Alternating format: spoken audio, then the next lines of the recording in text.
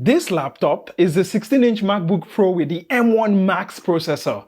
Now, besides my education, it is the most expensive thing I have ever bought. Now, join me as I tell you why this laptop is the best thing since sliced bread. Let's begin.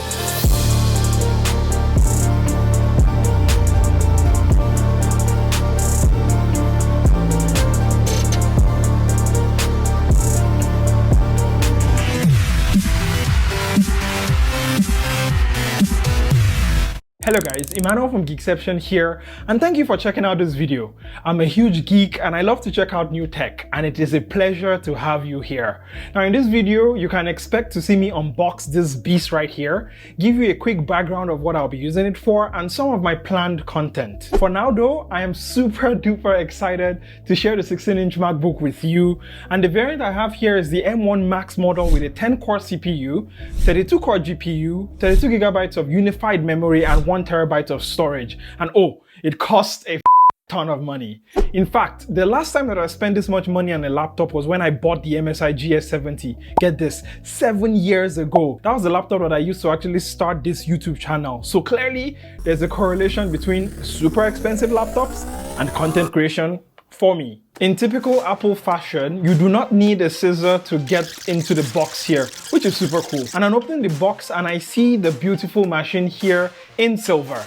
I'll be coming back to it very shortly, don't go anywhere. Underneath the laptop, I find the user guide and manuals. There's also the Pro Black stickers included here.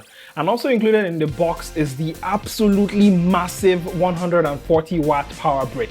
And finally, the last thing in the box is the USB Type-C to MagSafe cable, and it is a braided cable as well, which I quite like. On removing the paper wrapping, and I see the 16-inch MacBook Pro here in its full glory, baby! I gotta say, it feels quite heavy, and this is a chunky boy. On the right side of the laptop is a HDMI port, USB Type-C port, and finally an SD card slot. On the left side of the laptop is the headphone jack, 2 more USB Type-C ports, and the MagSafe connector for charging. Now this MagSafe port in combination with the 140-watt power brick means that this laptop can fast charge to 50% in just 30 minutes, which is pretty cool. On the back of the laptop is, well, MacBook Pro, which I think looks very nice. Design-wise, the 16-inch MacBook Pro has gained some weight from its 2019 version. This is so that Apple could fit things that they removed, such as the SD card slot, MagSafe, and thankfully more ports. There's a notch in the display, but I do not care about it at all. I just love how thin the bezels around the screen now is. The touch bar is also gone in this laptop in favor of full-size keys, and I for one will miss the touch bar as I liked it on the 2019 16-inch MacBook Pro. MagSafe is back for charging, and I do not have any thoughts about it.